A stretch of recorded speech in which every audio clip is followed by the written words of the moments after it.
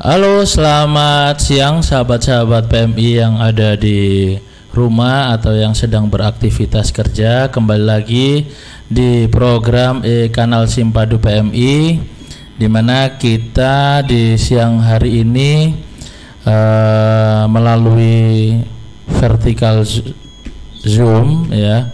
Jadi kita akan memberikan informasi terkait program G2G perawat di negara penempatan di Jerman, dan sudah hadir bersama kita di virtual Zoom di siang hari ini. Selamat siang Ibu Diah Rajakeningrum.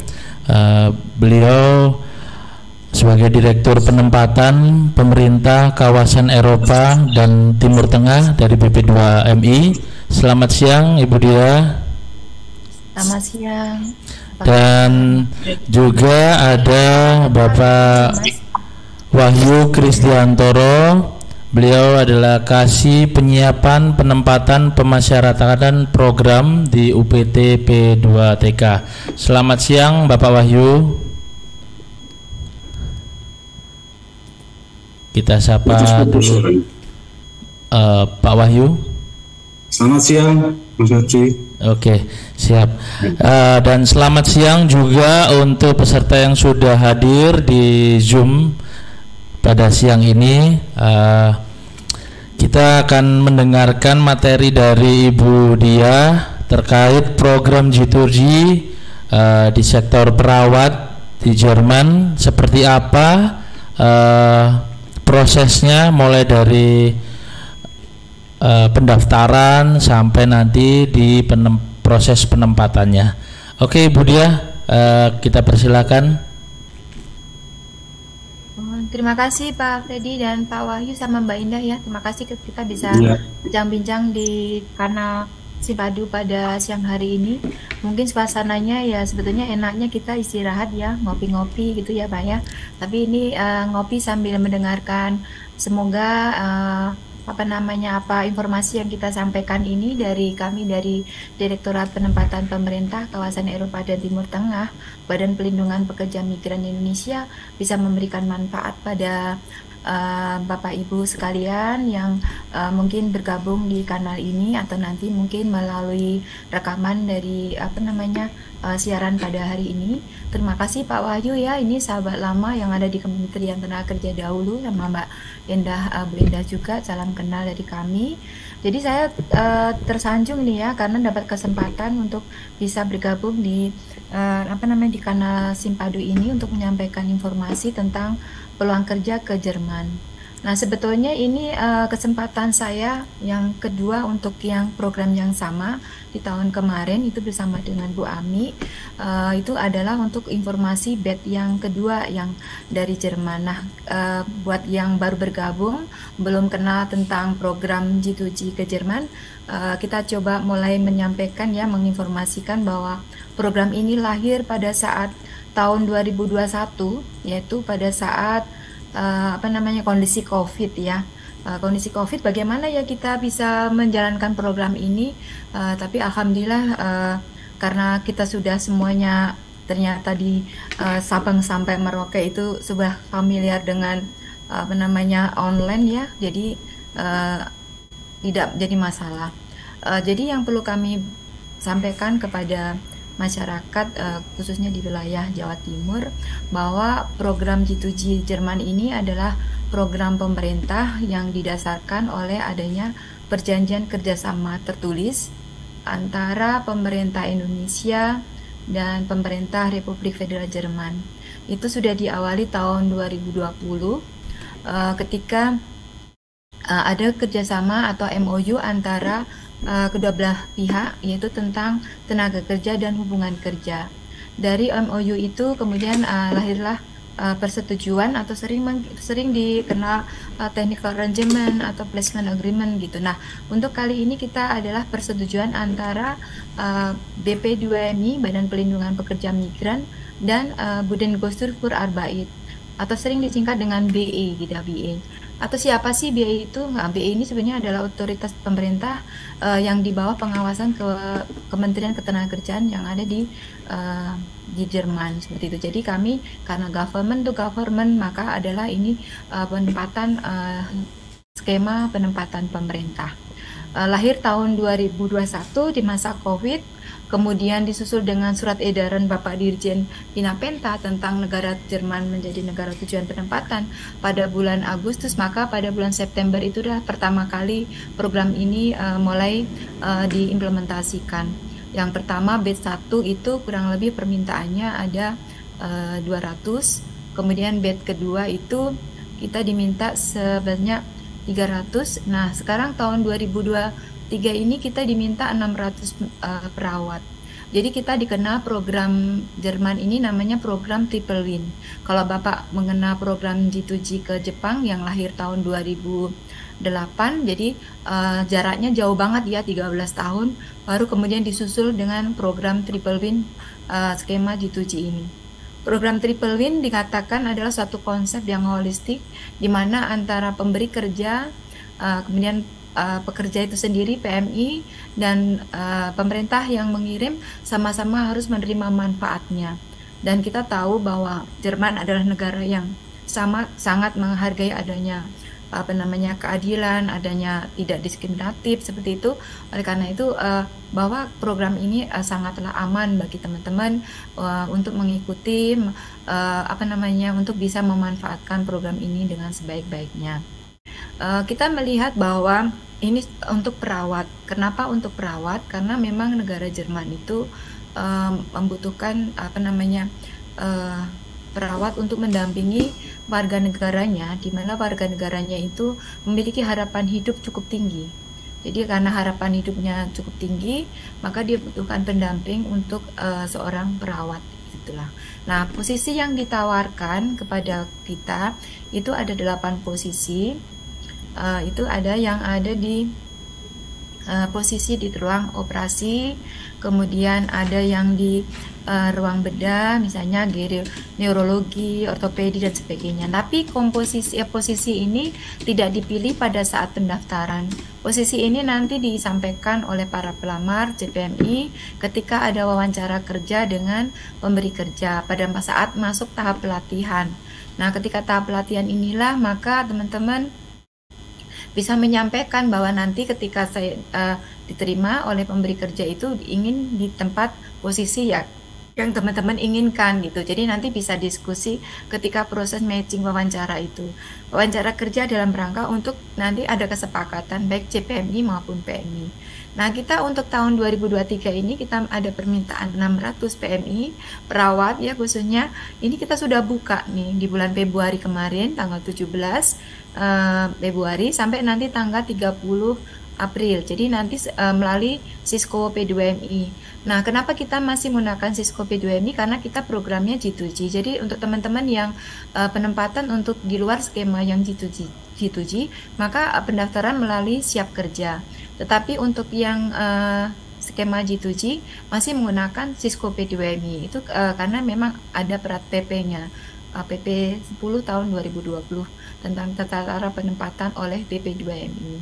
Nah, ini kita bisa melihat bahwa tahun ini kita ada 2 periode pendaftaran di bulan Februari ini dan kita berharap teman-teman sudah mulai mengunggah dokumen dan sebagainya nanti setelah mengetahui persyaratannya.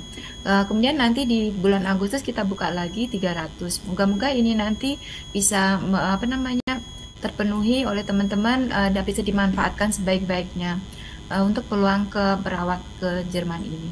Lanjut, jadi persyaratannya sebetulnya kalau dibandingkan dengan program G2G Jepang sebetulnya ini lebih fleksibel, lebih mudah untuk bisa dipenuhi oleh teman-teman. Pertama, minimal D3, bisa D4, bisa S1, tapi semuanya adalah keperawatan karena harus punya STR keperawatan yang aktif ya. Jadi STR-nya adalah STR keperawatan, bukan STR kebidanan.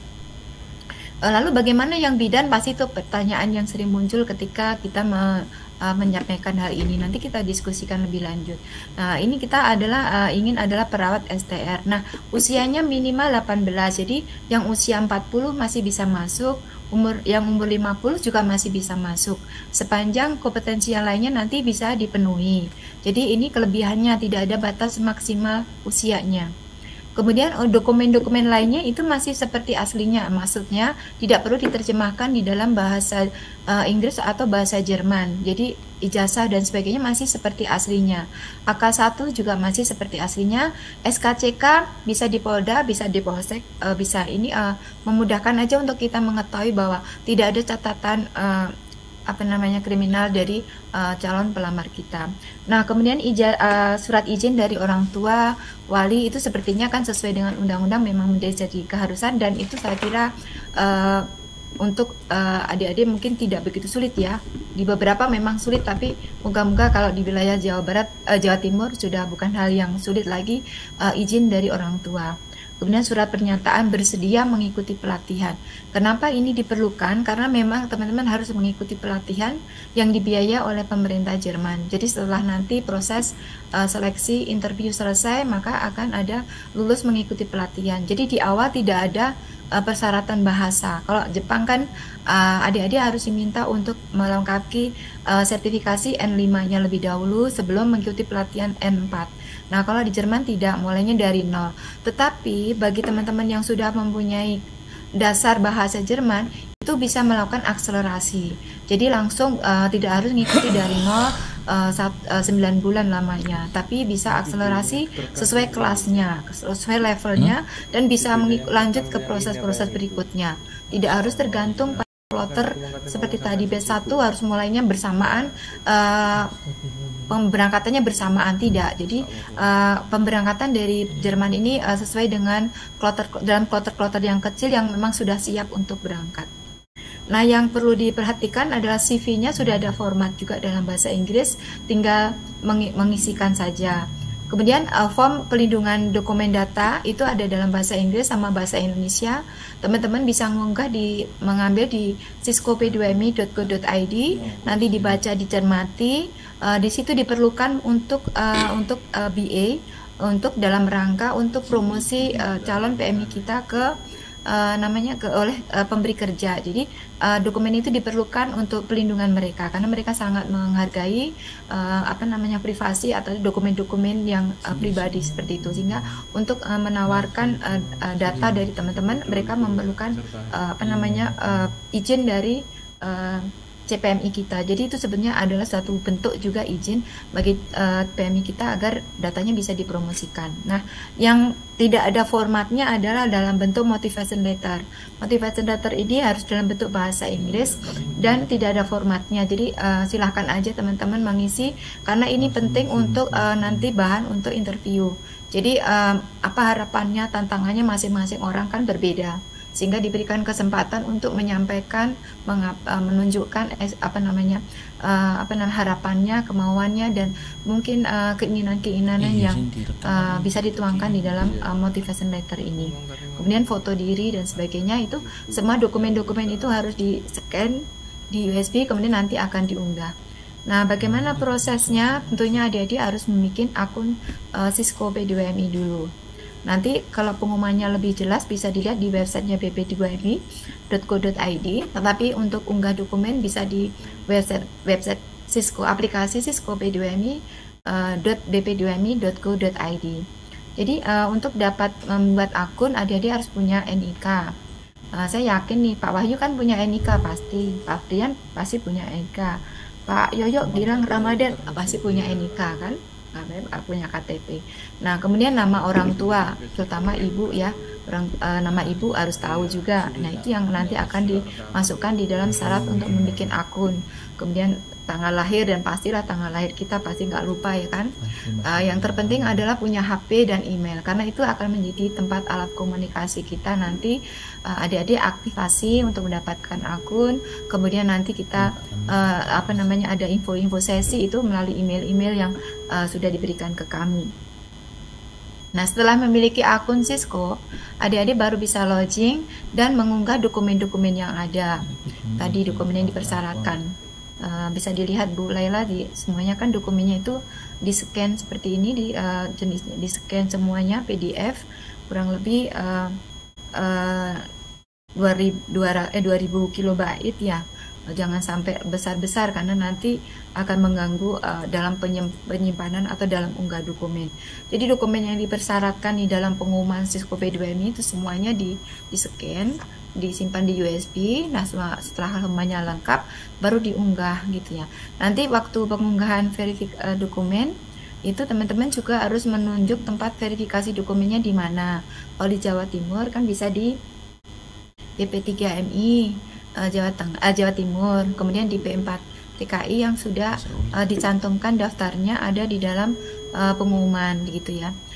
Itu adalah yang terdekat, semoga tidak memberatkan teman-teman dan tidak harus berdasarkan KTP. Jadi kalau misalnya lahirnya di Jawa Timur tapi saat ini sedang ada di misalnya di Jakarta, bisa ikut di Jakarta, atau sebaliknya orang Jakarta lagi ada di Jawa Timur, lebih dekat di mana ya bisa dilakukan di balai seperti itu. Jadi sebenarnya prinsipnya adalah untuk memudahkan teman-teman dalam proses verifikasi, membawa dokumen aslinya di bawah, scannernya juga di bawah gitu ya. Jadi kalau nanti ada kekeliruan pada saat verifikasi masih bisa dibetulkan pada saat proses itu gitu. Lanjut. Jadi setelah nanti adik-adik verifikasi selesai, karena sesuai dengan surat edaran dari Kementerian Kesehatan, adik-adik juga harus mengikuti pemeriksaan psikologi. Nanti tempatnya ada di fasilitas layanan kesehatan, juga bisa di pemeriksaan psikologi. Nah, untuk saat ini pemeriksaan psikologi sesuai dengan surat edaran dari Kementerian Kesehatan, sambil menunggu peraturan Menteri Kesehatan tentang pemeriksaan psikologi dan pemeriksaan kesehatan dan psikologi sesuai dengan amanah dari PP 59 tahun 2001 bahwa pemeriksaan psikologi sekarang ranahnya ada di Kementerian Kesehatan. Nah, untuk saat ini harga yang paling rendah itu 550 yang sesuai dengan edaran itu. Kalau dulu kalau nggak salah 250 sebelum ada edaran dari Kementerian Kesehatan. Nah, hasil dari nanti aspek-aspek apa saja yang akan diperiksa oleh psikolog atau psikolog klinis nanti sesuai dengan surat edaran dari Kementerian Kesehatan. Nah, setelah setelah lulus verifikasi dan melengkap dokumen pemeriksaan psikologinya, adik-adik akan dilakukan seleksi interview oleh tim Jerman. Itu dilakukan secara online, ada juga offline. Nanti akan dijadwalkan harinya, mereka akan diinterview kurang lebih selama 30 menit. Jadi kalau memang dari awal tidak menguasai bahasa Inggris maupun bahasa Jerman, nanti disiapkan penerjemah. Jadi bukan suatu penghalang bagi teman-teman, karena kita sadar memang di awalnya tidak disyaratkan bahasa.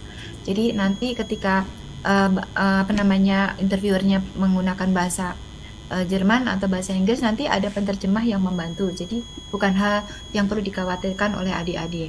Nah, setelah nanti seleksi interview selesai, adik-adik akan masuk di program pelatihan. Program pelatihan bahasanya ini kurang lebih diberi waktu 9 bulan, mulai di level A1 itu kurang lebih 2 bulan, kemudian A2 2 bulan, kemudian B1 itu 10 minggu. Nah, ini mereka dilakukan dengan online, bisa memilih kelas. Satu kelas itu kurang lebih 20 orang, bisa kelas pagi 8 sampai jam 11.30, kemudian siang atau sampai sore, kemudian malam. Tapi bagi teman-teman yang ingin offline itu bisa memilih di Bandung dan di Jakarta gitu ya. Nah, pada saat proses sampai di level A2 itu juga sudah ada aktivitas-aktivitas yang perlu dilakukan dalam proses penempatan, yaitu pengisian database Triple Win. Kalau mungkin program G2G ke Korea mungkin namanya roster ya. Kalau di kita database Triple Win. Tapi ini unlimited, beda dengan Korea yang G2G itu 2 tahun tidak dipilih oleh pemberi kerja, maka yang bersangkutan harus mengulang kembali. Tapi kalau yang database ini tidak, jadi sampai anak itu menyelesaikan B1 tetap tidak perlu mengulang dari awal lagi. Semuanya data diisikan di database Triple Win. Nah, ini akan dipromosikan oleh pihak BA ke pemberi kerja. Nanti kalau misalnya pemberi kerja ada yang minta 10, maka dari data itu akan diambil kurang lebih 15 calon PMI, kemudian dijadwalkan wawancara kerja.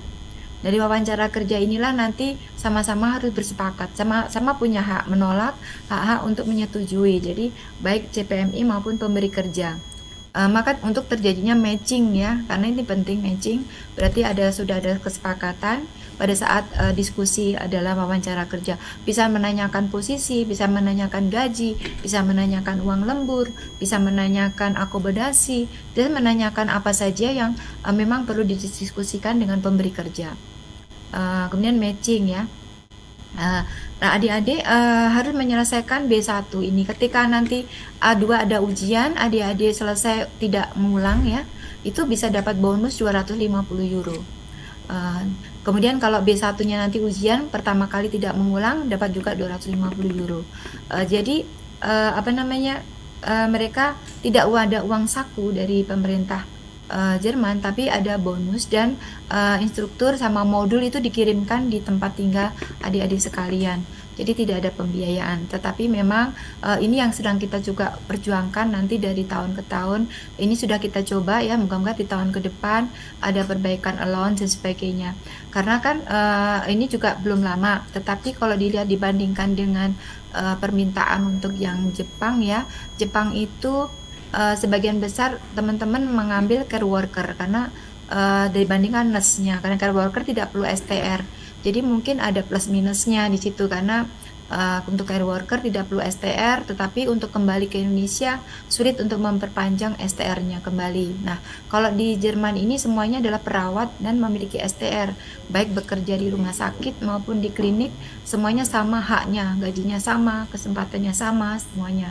Jadi dan profesinya sebagai perawat tetap bisa termaintain dan bisa di sana juga unlimited gitu. Kalau memang ingin di Jerman terus atau mau kembali ke Indonesia itu silakan saja. Lanjut, jadi selama pelatihan itu hari Senin sampai hari Jumat kurang lebih 3,5 jam. Dan kalau adik-adik di A1 mengambil pagi, kemudian A2 mengambil siang, itu dipersilahkan saja. Tetapi kalau misalnya dalam level A1 terus 1 minggu pagi, 1 minggu siang, itu tidak memungkinkan karena sudah dibikin kelas-kelasnya. Kelas per kelas itu kurang lebih 20 siswa. Lanjut, jadi ini adalah proses yang untuk wawancara tadi saya sampaikan untuk terjadinya matching. Kita bisa lanjut nanti bisa ke berikutnya bolehlah. Jadi nanti begitu nanti adik-adik ada matching kan udah tahu nanti kira-kira mendapatkan PK-nya itu ada masuk di situ, ada gaji, ada uang tambahan, ada cuti, ada akomodasi dan sebagainya, itu harus dibaca di situ. Adik-adik pergi pertama kali dengan jabatan sebagai perawat dalam proses penyetaraan. Nah, nanti di sana ada pelatihan bahasa lagi selama 5 atau 6 bulan tapi sambil bekerja. Jadi sudah dapat gaji, dapat kerja ini, kemudian melalui proses penyetaraan yang untuk menjadi dari perawat, proses penyetaraan menjadi perawat begitu.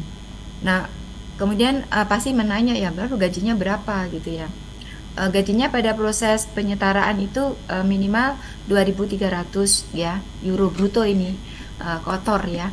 Dan dalam prakteknya yang kemarin Januari berangkat ke Munchen, yang Januari itu berangkat di Munchen, kemudian yang kemarin tanggal 16 Maret berangkat ke Frankfurt 4, kemudian 4 lagi di Stuttgart, kemudian ada di Nuremberg sama satunya lagi Bu, di Nuremberg itu ada di situ juga satu ditempatkan. Nah, itu gajinya 2.000, tidak lebih dari 2.300, paling kecil 2.327, lainnya ada 2.400, 2.500, ada 2.600. Itu sudah diketahui teman-teman ketika menandatangani master PK. Jadi PK itu nanti kita share di Cisco, kemudian dilihat adik-adik, dibaca, kalau setuju ditandatangani. Nah, ketika tangani nanti naskahnya kan harus asli, jadi PK-nya baru disiapkan nanti pada proses visa penyusunan, pembuatan visa kerja, ada di tanda tangan PK dan perjanjian penempatan. Nah, ketika nanti sudah jadi perawat, gajinya naik lagi menjadi 2.800, mungkin nanti lebih tinggi lagi. Nah, ada potongan pajak, ini memang dari kebijakan pemerintah, tapi besarnya tidak fix 30%, tidak, mungkin ada kurang. Kemudian kalau sudah berkeluarga itu lebih kecil lagi. Jadi kalau single itu pajaknya lebih besar dibandingkan mereka yang sudah berkeluarga. Nah, pajaknya ini untuk apa saja? Untuk jaminan sosial, untuk kesehatan kalau ada sakit, untuk perawatan, atau memang karena itu unlimited, misalnya di rumah sakit A, adik-adik kemudian saya jenuh ingin ke rumah sakit B. Nah, pada saat mencari proses pencarian ketemu dengan rumah sakit B ini ada masa menganggur, maka adik-adik bisa mendapatkan gaji tetap terbayar dengan uang pengangguran ini. Nah, kemudian dapat gaji pensiun ketika nanti pulang atau tetap di Jerman. Ketika nanti 5 tahun continue iuran, maka pada usia 67 tahun dapatlah uang pensiun itu seperti pegawai negeri seperti saya. Nanti kalau tua saya dapat pensiun. Nah, juga sama dengan teman-teman yang bekerja sebagai perawat ini di Jerman, nanti apakah pulang ke Indonesia itu bisa diambil pensiunnya atau langsamnya. Ini adalah bentuk kelebihannya dari manfaat dari pajak tadi. Jadi kembali lagi kepada kita. Lanjut. Jadi selain gaji ada juga tambahan, tapi ini masing-masing, tidak semua yang kami sebut tayangkan ini. Ada lembur, ada kerja malam, ada kerja hari Sabtu, kerja shift, kemudian hari libur, itu terisi semua. Jadi ada beberapa yang lengkap, ada yang tidak, itu tergantung nanti dari pemberi kerja itu sendiri. Jadi nanti nilainya juga beda-beda, berapa persennya, 50, ada yang 40, misalnya kerja Sabtu ada yang 40 euro dan sebagainya. Itu makanya perlu dicermati nanti di dalam PK. Tapi ada juga yang tidak ada uang tambahan, jadi gaji saja. Seperti itu tuh ada. Jadi masing-masing perusahaan memiliki kebijakan yang berbeda-beda. Tetapi dari BP2MI tetap memonitor bahwa tidak boleh kurang dari 2.300. Itu yang kita bisa lakukan gitu ya. Karena masing-masing perusahaan punya kebijakan masing-masing.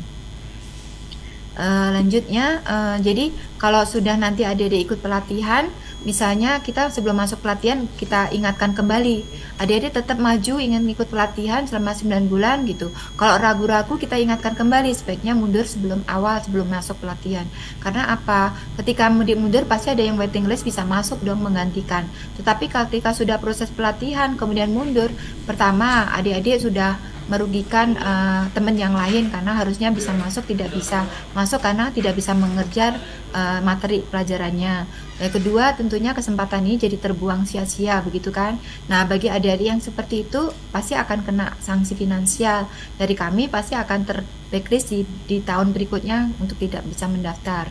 Kemudian untuk yang sanksi finansialnya tentu ada akan diperhitungkan berapa bulan selama mengikuti pelatihan itu. Nanti yang memberi surat itu dari GIZ. GIZ itu sudah otoritas juga yang dimiliki oleh pemerintah Jerman terkait dengan kerjasama. Jadi dia ada di 180 negara GIZ itu termasuk Indonesia. Indonesia itu GIZ Indonesia ASEAN Timor Leste. Jadi ada di Jakarta. Dia yang akan bagian yang triple win-nya yang akan melakukan tugas ini, termasuk transfer. Jadi dari BP2MI tidak ada terkait dengan uang masuk di dalam BP2MI. Semuanya langsung dari pemerintah Jerman melalui GIZ dan kepada PMI itu sendiri. Penagihannya termasuk seperti itu. Kemudian misalnya MCU mau reimburse itu semuanya dilakukan oleh pihak GIZ, jadi tidak melalui BP2MI. BP2MI mengingatkan saja mulai kapan dia mulai vaksin, kapan apakah sudah dilakukan MCU seperti itu. Tapi untuk reimburse-nya kemana kita kasih tahu, reimburse alamatnya di mana gitu, kita BP2MI punya tugas untuk memberitahu, tapi tidak menerima dalam bentuk finansial seperti itu. Semua ditangani oleh pihak BI dan GIZ terkait dengan masalah finansial untuk lalu lintas reimburse terkait dengan tahapan-tahapan yang harus diterima, termasuk bonus-bonus juga diberikan oleh langsung dari GIZ ke teman-teman PMI itu sendiri. Jadi kalau teman-teman ingin tahu informasi lebih jauh tentang program Triple Win skema G2G ke Jerman untuk perawat ini, bisa dilihat di websitenya bp2mi.go.id. Tetapi kalau untuk sudah bikin akun, ingin unggah, bisa lihat di Cisco B2Mi. Bikin akunnya juga bisa lihat di Cisco b2mi.bp2mi.go.id. Ini ada tahapannya. Nanti ketika semua udah dokumen diunggah, jangan lupa menyimpannya. Kemudian nanti akan ada bukti lamaran yang ber QR code. Bukti lamarannya ber-QR code seperti itu. Jadi bisa di print, bisa tidak, langsung di HP masing-masing. Dan nanti tiap tahapan melalui proses bisa dicek di QR code-nya juga. Oh, masuk di verifikasi, oh masuk di tahap seleksi seperti itu. Itu akan terinfo di dalam QR code-nya. Kalau di sebelahnya ada gambar, tanya pastikan boleh nggak berhijab di Jerman? Tidak masalah, silahkan saja. Harus rapi, tapi ya tentunya kerudungnya dimasukkan ke dalam seperti itu. Kemudian biar kelihatan atributnya, namanya perawat siapa seperti itu kan. Kemudian untuk lengan panjangnya yang harus di 2/3 atau pakai manset untuk apa? Agar karena ini untuk alasan higienis saja. Jadi bukan masalah budaya, bukan masalah agama, bukan, tetapi untuk masalah kebersihannya saja, untuk kesehatan dia menyarankan seperti itu. Jadi gak masalah, untuk sholat juga tidak masalah, libur juga ada, cuti juga ada seperti itu. Nah, kita akan coba bahwa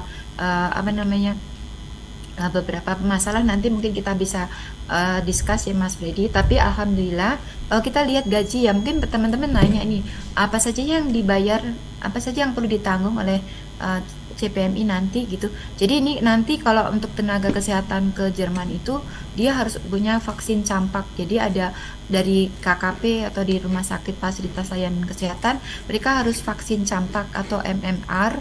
Itu nanti 2 kali dosis ya, 2 kali. Jadi 1 dosis pertama jaraknya 1 bulan untuk dosis yang kedua.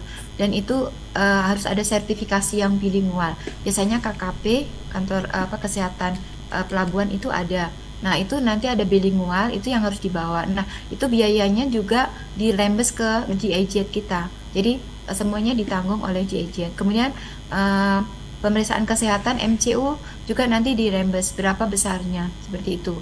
Kemudian, hanya pemeriksaan psikologi yang perlu menjadi, adik-adik harus menabung untuk bisa, membiayai untuk pemeriksaan psikologi ini. Itu kurang lebih sesuai dengan SE edaran dari Kementerian Kesehatan, yang paling murah itu 550. Kemudian paspor kalau memang belum pertama bikin kan sebetulnya tidak membayar ya, itu menjadi tanggung jawab dari si PMI itu sendiri. Kemudian kalau mengenai surat SKCK tentunya itu menjadi tanggung jawab dari PMI. Visa kerja ini ditanggung oleh pemberi kerja, jadi adik-adik tidak perlu khawatir untuk visa kerja.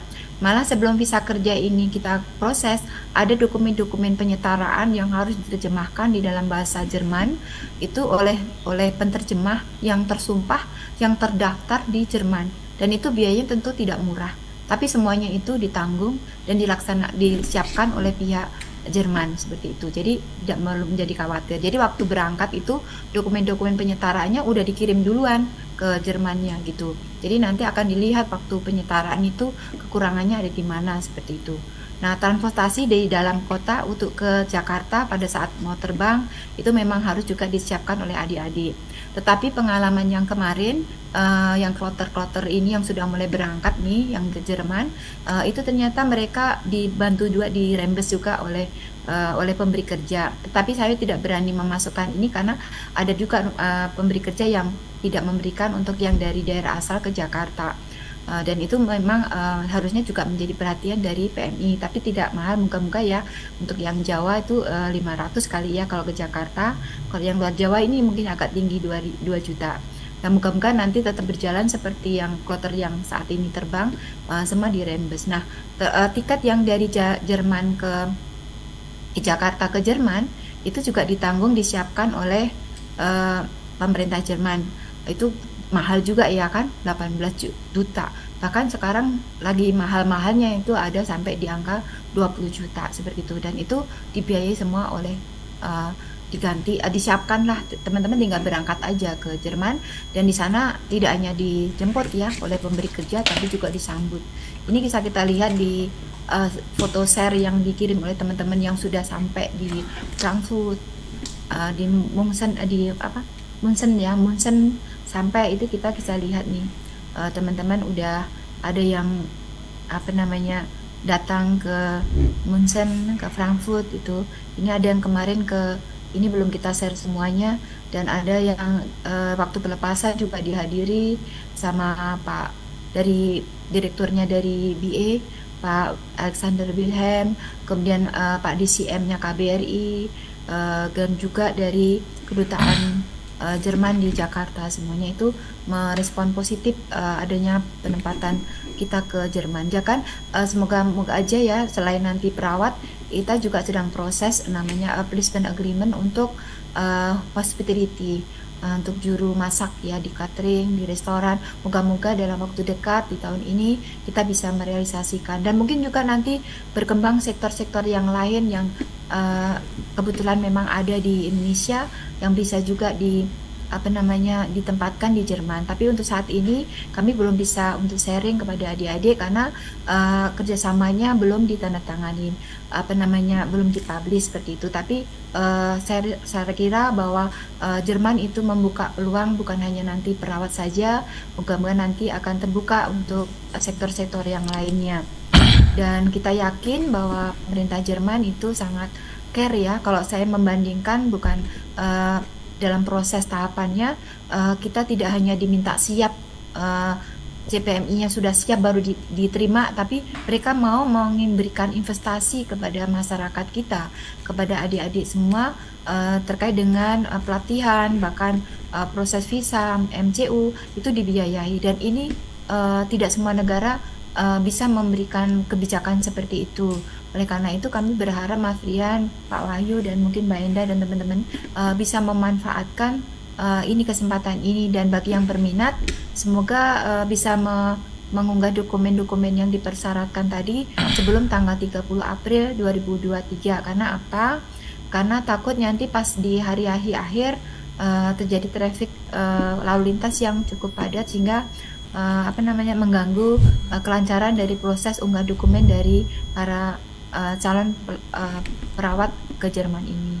Sementara itu Pak, kalau ada yang ingin ditanyakan Pak Didian, disilahkan, nanti kita lanjut lagi. Terima kasih banyak atas kesempatannya.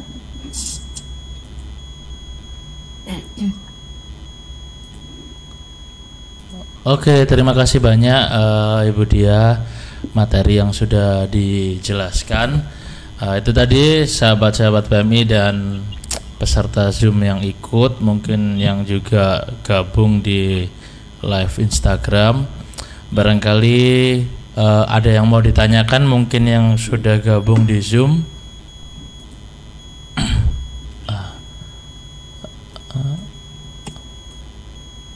Silahkan, mungkin dari Disnaker Kabupaten Bangkalan, Bu Indah, atau Mas Yoyo. Mas Yoyo, boleh diperkenalkan dari mana Mas?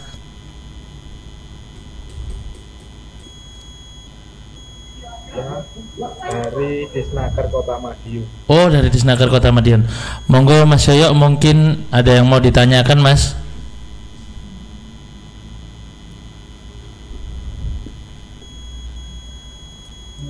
Mungkin sudah cukup jelas Pak. Oke, sudah cukup jelas ya. Oke, Ibu, kalau belum ada yang bertanya, mungkin ini saya juga mewakili mau bertanya. Untuk update info kerja Ibu yang ada di BP2MI, itu bisa dilihat di mana ya Bu? Karena kebetulan saya juga ada di bursa kerja di UPTP 2TK. Kadang-kadang ada yang bertanya kalau yang untuk G2G itu langsung masuk di, karena pernah saya buka itu adanya sih yang di Jepang aja gitu Bu. Jadi untuk yang Jerman sama Korea atau ya Korsel ya, yang di Korsel itu belum muncul gitu. Kalau misalnya buka website BP2MI, itu nanti ada 3 icon ya, logo gitu dari Jepang, Korea sama Jerman. Jadi kita bisa lihat di website BP2MI, nanti itu ada berita yang gede itu kan biasanya di depan tuh. Nanti turun ke bawah itu ada pilihan Pak. Bisa dilihat kan di slide-nya Bu Laila. Jadi ya ini Pak, nanti lihat ke bawah lagi terus. Memang posisinya ada di bawah ya. Jadi bisa dilihat Ibu Laila.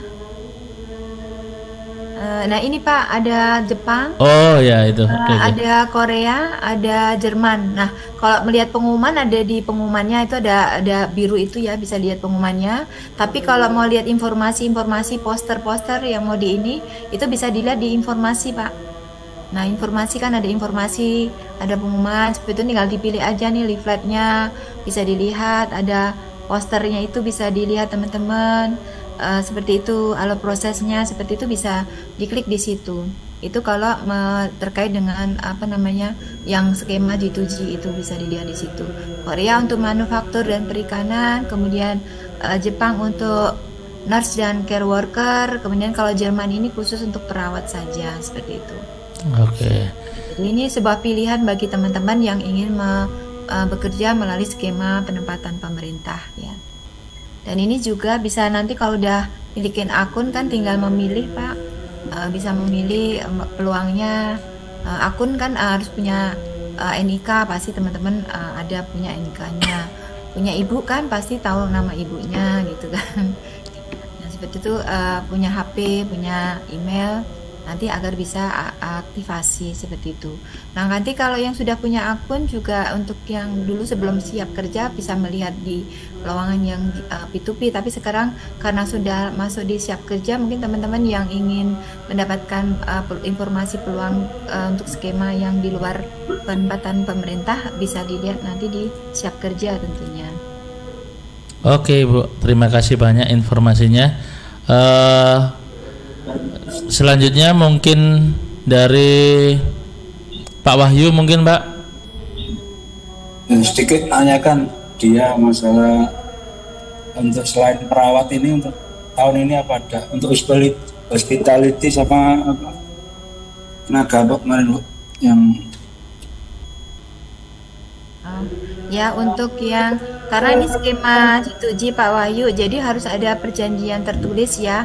Kebetulan memang sudah ada MOU antara pemerintah Indonesia dan pemerintah federal. Kemudian kemarin itu diturunkan menjadi placement agreement antara BP2MI dan BA, tapi tentang penempatan dan perlindungan tenaga kesehatan. Oleh karena itu, karena kita akan berubah ke sektor yang lain, akan ada masuk sektor yang lain, maka tetap perlu ada placement agreement. Nah, untuk saat ini kita dengan Kementerian Ketenagakerjaan, Kementerian Luar Negeri, Kementerian Parekraf juga itu kita sedang menyusun untuk membuat yang generalnya, agar nanti ketika muncul sektor-sektor yang lain itu tinggal muncul di aneknya seperti itu, sehingga nanti tidak terlalu merepotkan bagi pemerintah Jerman tiap kali ada permintaan sektor baru harus bikin placement agreement baru seperti itu.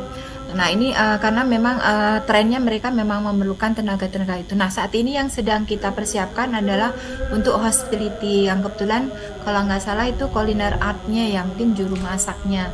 Tapi nanti lebih detailnya nanti kita akan informasikan setelah ada penandatanganan resmi tentang penempatan hospitality ini. Tapi yang paling dekat memang hospitality ini, moga-moga nanti jumlahnya mungkin memang belum banyak, tapi bisa menjadi rintisan kita ke depan, karena mereka juga memerlukan tenaga untuk wisata hospitality untuk wisata mereka itu cukup besar ya. Ada asosiasinya juga, The Hoga itu yang membutuhkan banyak untuk tenaga-tenaga hospitality seperti itu. Mudah-mudahan nanti ke depan setelah ada proses penyetaraan ada kepercayaan ya, kita bisa memenuhi mereka, kualifikasi mereka bisa lebih banyak lagi yang diminta. Tetapi belajar dari perawat itu sendiri mungkin kita bisa membandingkan ya, Jepang itu sudah cukup lama, tahun 2008 sampai sekarang itu kotanya kan antara 200-300 gitu.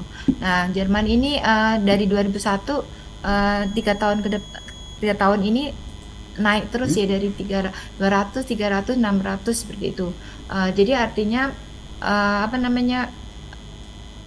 kebutuhan mereka itu cukup tinggi terkait dengan tenaga perawat ini. Nah kita berharap nanti bisa dipenuhi kan, kebetulan kita dari sisi ketenagakerjaan kita, dari sisi perawat kita tuh surplus ya untuk tenaga perawat, tetapi ya itu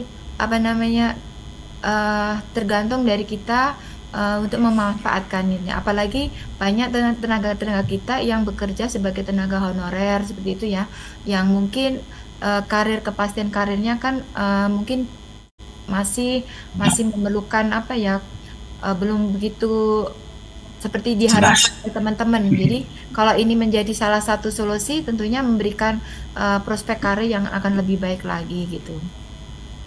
Itu Pak Wahyu, moga-moga saja nanti ada, kita berharap nanti juga tidak hanya hospitality ya, tapi bisa manufaktur atau forklift seperti itu. Karena memang termunculkan informasi bahwa di sana itu kan seorang driver itu harus juga kalau mengantar barang itu harus juga bisa mengoperasikan forklift gitu. Tapi sempat saya guyon nih, mungkin yang diperlukan forklift yang bisa driver gitu. Kalau driver bisa forklift agak sulit gitu ya.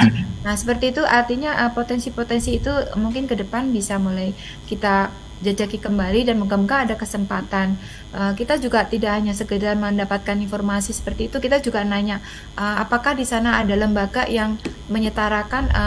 Kalau kita tanya di BLK forklift kita banyak, tetapi apakah di Jerman ada lembaga yang menangani forklift, karena mereka pasti akan butuh proses penyetaraannya itu. Nah itu yang saya belum dijawab oleh mereka.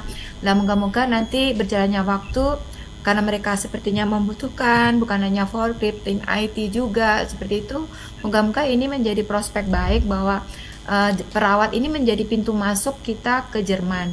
Mungkin akan disusul sektor-sektor yang lainnya seperti itu, karena ya kita termasuk orang yang pekerja baik, tekun, tidak banyak omong ya. Jadi itu mungkin menjadi satu hal yang positif di kita sebagai tenaga kerja Indonesia gitu. Itu Pak Wahyu. Ya, terima kasih penjelasannya. Mas Ferdi, mungkin ada yang lain Mas Ferdi? Oke.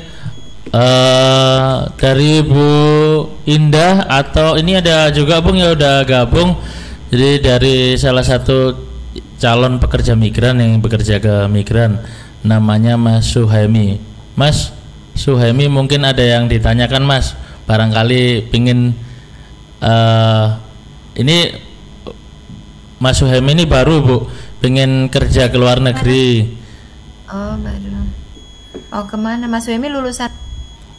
Bisa dibuka bentar, bisa dibuka mute-nya. Oh. Udah. Udah. Monggo Mas. Ada rencana bekerja kemana Mas Suhaimi? Mungkin Mas Suhaimi ada basicnya apa gitu? Basicnya saya di lulusan SMK, basicnya kayak di bengkel, kayak jaringan FO, fiber optik gitu.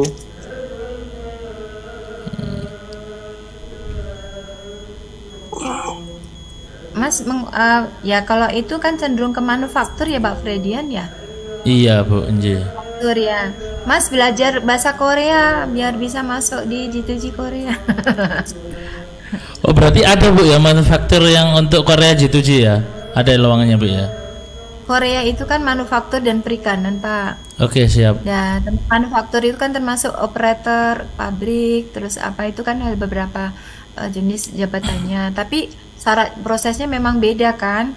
Kalau yang Korea itu memang harus dia menguasai, walaupun tidak dituntut sertifikatnya bahasa Korea, tapi kan tes pertama kan dia diminta tes IPS topik kan, tes bahasa Korea kan. Bahasa dan jadi tulis. Iya, makanya harus itu modalitasnya seperti itu. Makanya walaupun sama-sama skema G2G, Jepang, Korea, Jerman, tapi tidak sama ininya karakternya, persyaratan kualifikasinya. Seperti saya sampaikan tadi, Korea itu manufaktur dan perikanan. Untuk yang G2G-nya itu harus ada syarat, ada tes, soalnya tes bahasa. Otomatis kalau kita di tes bahasa, ya kita tentu punya modalitas belajar dulu bahasa Korea kan, seperti itu. Kemudian kalau Jepang itu ada syarat, pertama harus punya N5 ya kan, Sebelum N5 berarti belajar sendiri juga, baru nanti ada pelatihannya di N4-nya seperti itu. Tapi ada pilihan memang untuk nurse sama care worker. Kalau nurse itu kan harus perawat, lulusan perawat kan. Kalau yang care worker itu kan ada yang nggak perawat karena nggak perlu STR.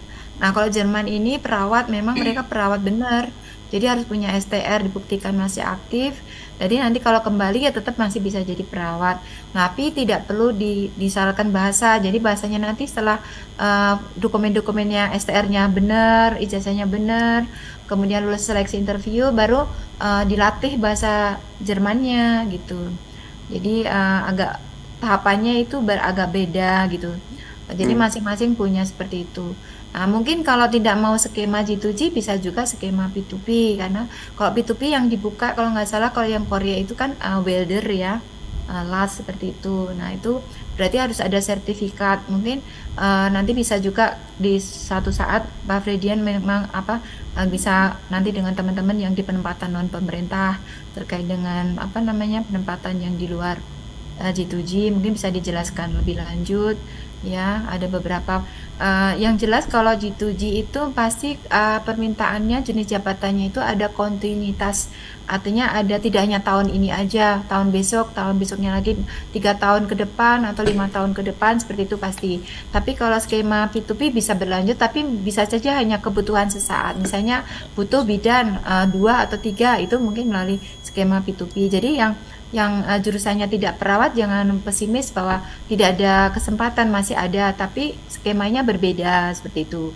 Dan biasanya memang kalau P2P tidak berkelanjutan itu ya, misalnya kebutuhan sekarang berapa, besok berapa, atau besok hari ini butuh, besok tidak, seperti itu ada kemungkinan. Tapi kalau skema G2G itu kita mencoba mempertahankan kontinuitasnya dalam 3 tahun ke depan atau 4 tahun ke depan, itu masih ada, jadi bisa dipersiapkan dari awal seperti itu. Gimana Mas? Iya Bu.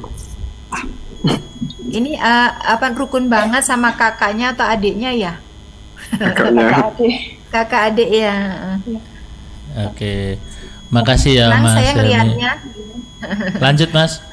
Monggo, mungkin ada yang ditanyakan lagi. Apa ya? Masih bingung. Ya, kalau bingung harus tenang dulu, dipikirkan, jangan ngambil keputusan ketika bingung. Biasanya kurang bagus gitu Pak Fredian. Jadi banyak digali informasi sebanyak-banyaknya, semakin banyak informasi, banyak pertimbangan, sehingga bisa membuat keputusan yang terbaik itu ya sebetulnya. Kan prinsipnya walaupun ini kita sosialisasikan, saya bukan mengajak teman-teman yang hadir di sini lalu melamar ya jadi perawat gitu, enggak. Ini kan seperti informasi yang harus dicerna benar-benar, dipersiapkan benar-benar, kemudian diyakini kalau memang ini benar, baru mempersiapkan segala sesuatunya. Karena kalau setengah-setengah itu nanti jadinya juga tidak bagus gitu ya ke depannya, bagi kita sendiri maupun orang lain, dan juga pemerintah kita maupun pemerintah Jerman begitu. Jadi itu yang harus kita juga kita latih untuk kita membuat keputusan yang tepat gitu ya. Ya, semoga kedepannya ada job manufaktur Bu untuk di Jerman. Jadi Ya, juga Allah. banyak opsinya yang lain. Oke, yang sudah angkat tangan dari Disnaker Bangkalan, terima kasih ya Mas Suemi. Bu Indah. Iya. Izin Bu. Oh iya Mbak Indah. Iya. Jadi saya menanyakan terkait persyaratan yang G2G Jerman itu Bu, di poin pendidikan. Nah, jadi di sini kan minimal ijazahnya D3, D4 atau S1 keperawatan ya Bu. Ada persyaratan akreditasi ijazah enggak Bu? Misalkan harus B atau A untuk akreditasi ijazahnya ini. Terus yang kedua, mungkin ini di luar materi G2G Bu. Karena kami ini kebingungan terkait untuk ID yang skema mandiri Bu.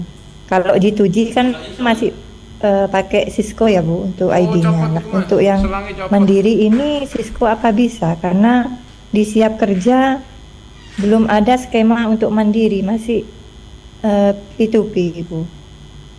Terima kasih.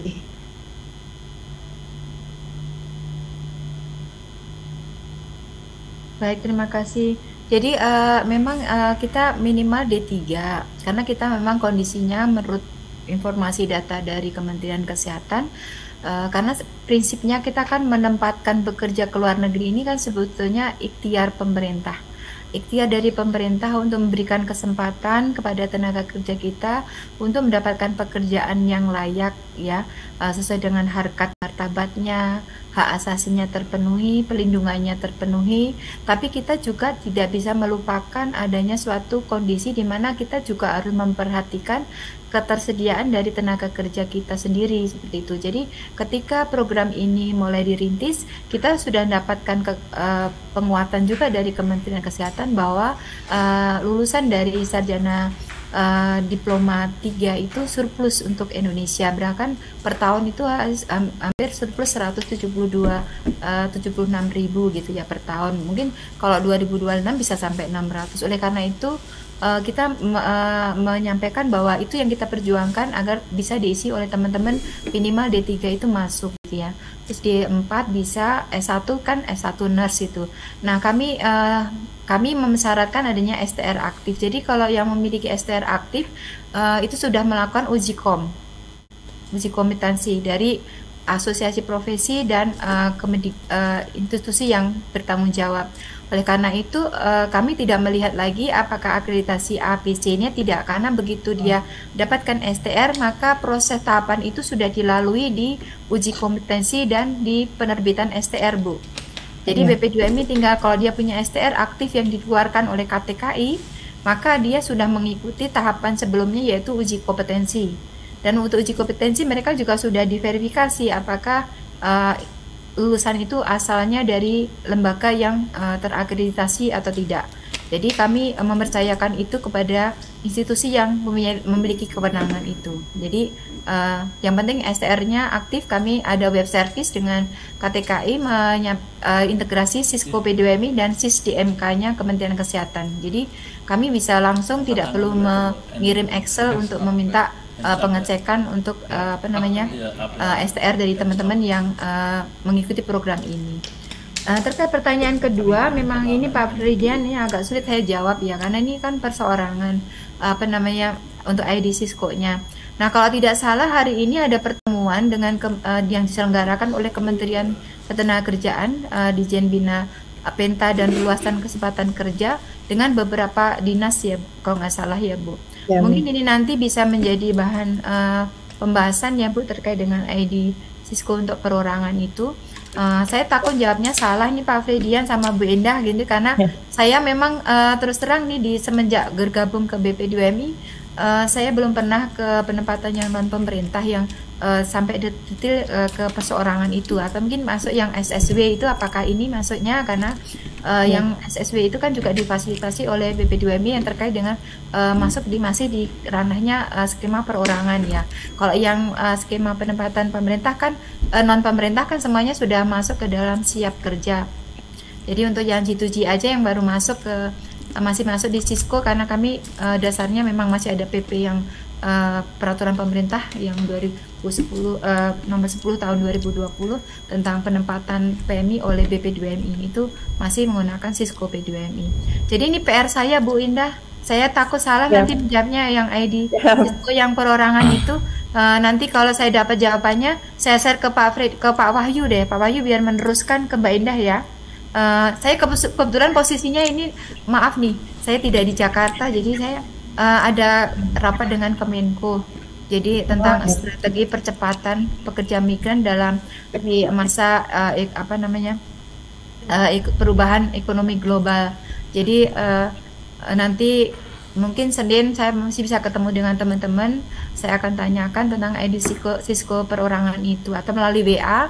Kalau malam ini bisa WA cepat, saya dapat jawabannya, saya kirim ke Pak Wahyu kirim ke Bu Endah. Karena Bu Indah aku tanya nomornya pasti nggak dikasih tahu kan, ini didengar banyak orang kan. Nanti PR-nya di Pak Wahyu ya. Bisa saya share, saya janji Mbak Indah pasti saya kasih. Terima kasih Bu. Itu juga ilmu buat saya juga. Nanti kalau ada Mbak Indah kedua yang nanya, saya udah siap dengan jawabannya, gitu kan. Terima kasih Bu Indah pertanyaannya dan Bu Dia. Emang untuk ID ini lagi panas-panasnya Bu ya. jadi ya, saya takut salah jadinya saya iya benar Bu. Jadi emang banyak banget kita yang di LTSA yang di provinsi juga mengalami hal yang banyak yang tanya untuk new siap kerja. New siap kerja itu sampai sekarang masih belum bisa menjawab juga gitu.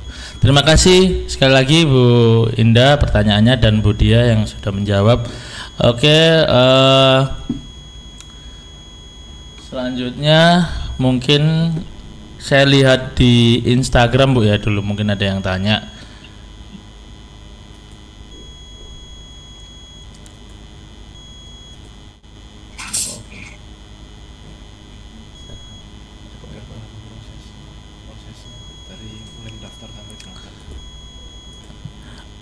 Ini Bu di Instagram LTSA PMI Jatim ada yang bertanya dari akun atas nama Viko, untuk proses mulai dari pendaftaran sampai akhir itu sekitar berapa lama ya Ibu?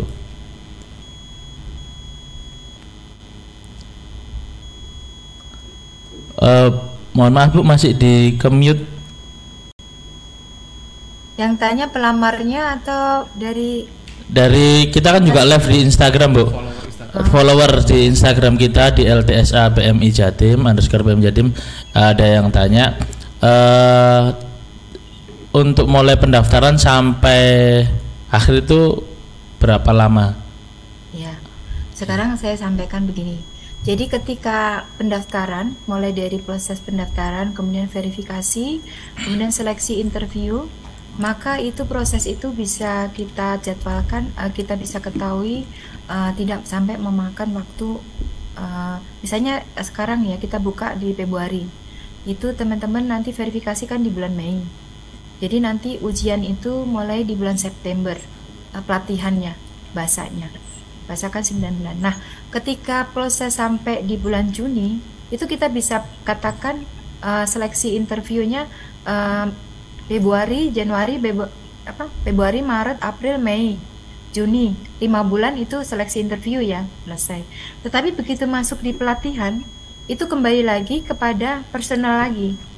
Oke. Kenapa? Kan ada yang sudah punya background bahasa Jerman, ya. Jadi dia tidak perlu sampai mulai dari nol. Jadi akselerasi sampai bisa pelatihan tidak perlu sampai 9 bulan. Bisa akselerasi kayak SMA ya, nggak perlu kelas 3. Kelas 2-nya langsung kelas 3, bisa dipercepat seperti itu. Itu bisa juga dipercepat seperti itu. Nah, kemudian kalau proses matchingnya banyak pilih-pilih. Saya maunya di Munchen, saya maunya perusahaannya Diakonik misalnya. Kalau nggak itu saya nggak mau. Berarti proses matchingnya akan lama kan? Ada teman-teman yang sudah B1, dibilang, Bu, saya jangan diwawancara dulu karena ibu saya sakit, seperti itu. Jadi saya mau ikut yang wawancara yang berikutnya seperti itu. Jadi kalau untuk yang bisa dipastikan itu proses dari pendaftaran sampai di seleksi interview. Tetapi ketika masuk di pelatihan sampai terbang itu sangat tergantung dari anak yang bersangkutan. B1 ini ada yang belum selesai semua untuk terbang, tapi B2 sudah mulai wawancara kerja.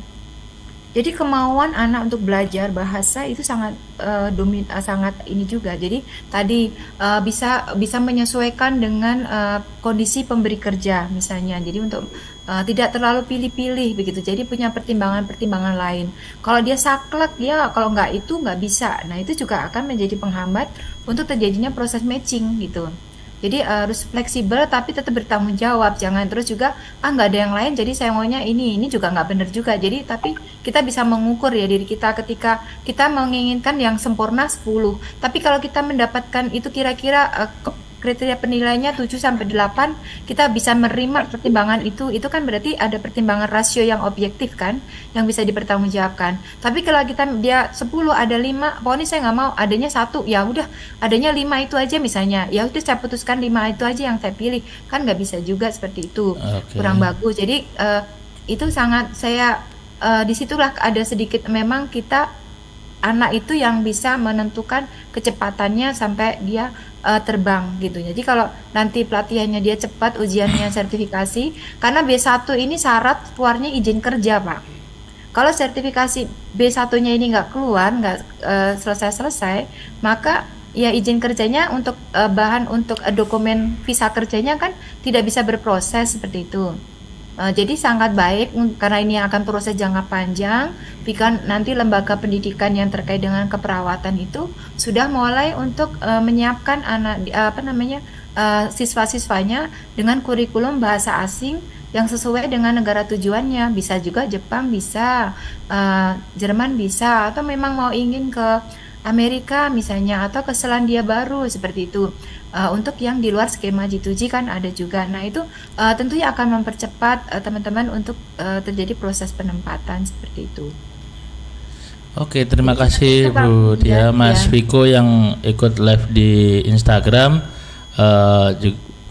Itu tadi jawaban dari Bu Dia, Mas. Jadi banyak faktor Bu ya yang mempengaruhi jadi juga. Memang pengalamannya Mas Fredian yang kloter kita nggak seperti bayangan teman-teman G2G Korea ya, bisa dilepas dalam ribuan orang dalam serentak bersama-sama seperti itu. Kami itu kloternya kecil sekali, kecil artinya yang siap itu yang kita akan berangkatkan gitu. Jadi tidak menunggu sampai semua batch, misalnya ini angkatan yang pertama, jadi angkatan pertama harus berangkat semuanya. Tidak, jadi kembali lagi kepada yang bersangkutan juga untuk bisa menyelesaikan sertifikasi B1 ini, karena B1 ini adalah syarat izin kerja yang menjadi syarat penting untuk proses tahapan untuk visa kerjanya di kedutaan Republik Jerman di Jakarta seperti itu. Oke Bu, terima kasih Bu. Jawaban yang cukup jelas. Semoga teman-teman atau sahabat-sahabat pekerja migran yang ingin bekerja ke luar negeri, khususnya di Jerman, bisa mungkin nanti ini materinya bisa dikirim ya Bu, materi PPT-nya. Ketika ada ini nanti dikirim ke Mas Wahyu atau Mas Fredian, Pak Wahyu. Oke, siap Ibu. Terima kasih Ibu. Terus selanjutnya mungkin ada yang lain. Mas Rizal Pramasta. Mas Rizal. Halo Mas Rizal. Halo. Iya. Ya. Mungkin ada yang ditanyakan Mas Rizal, Pak Rizal. Untuk sekarang masih belum, Pak. Oh belum, oke. Terima kasih.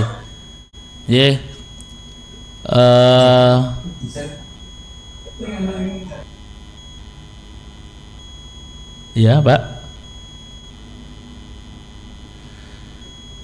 kalau tidak ada yang ditanyakan lagi, karena ini juga sudah direkord, nanti kita tayangkan Ibu di channel kita di kanal Simpadu PMI.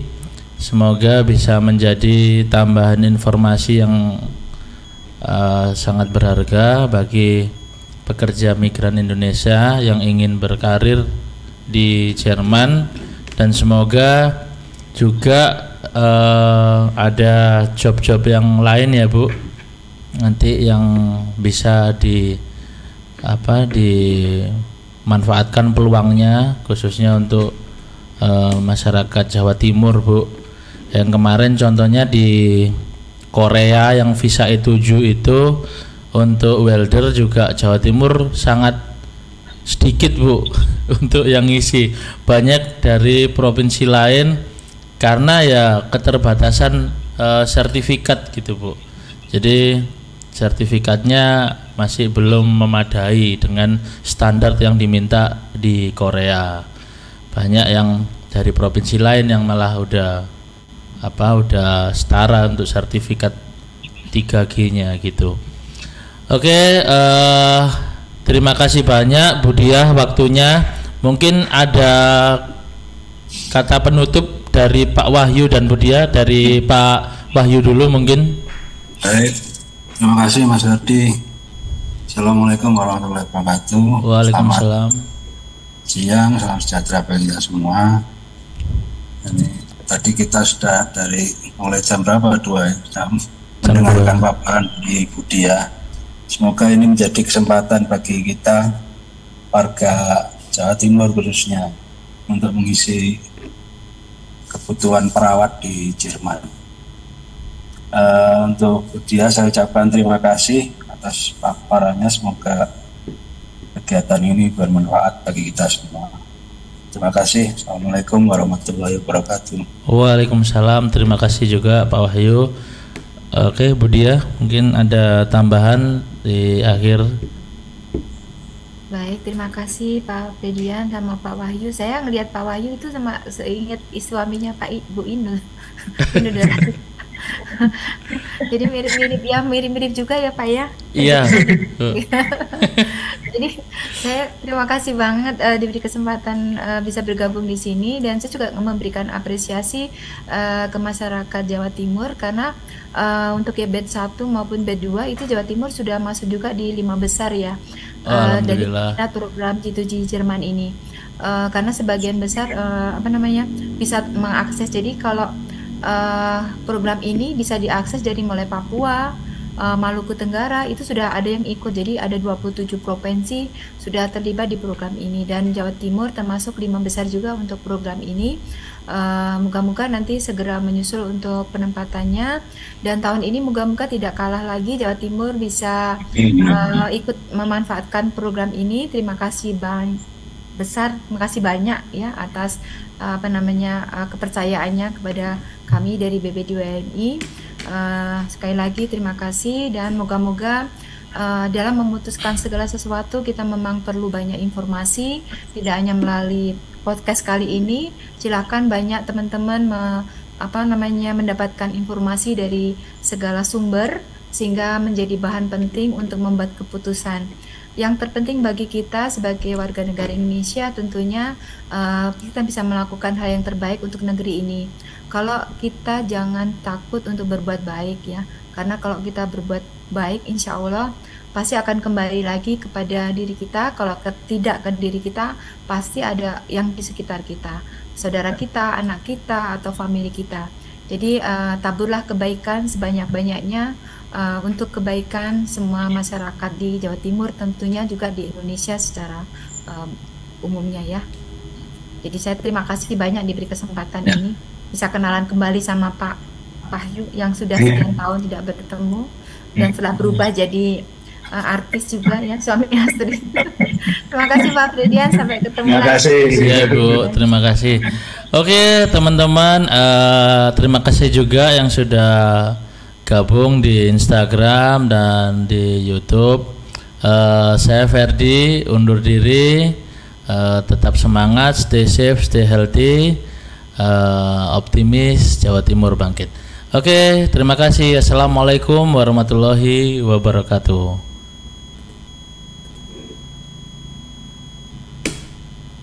Izin live ya. Siap Ibu.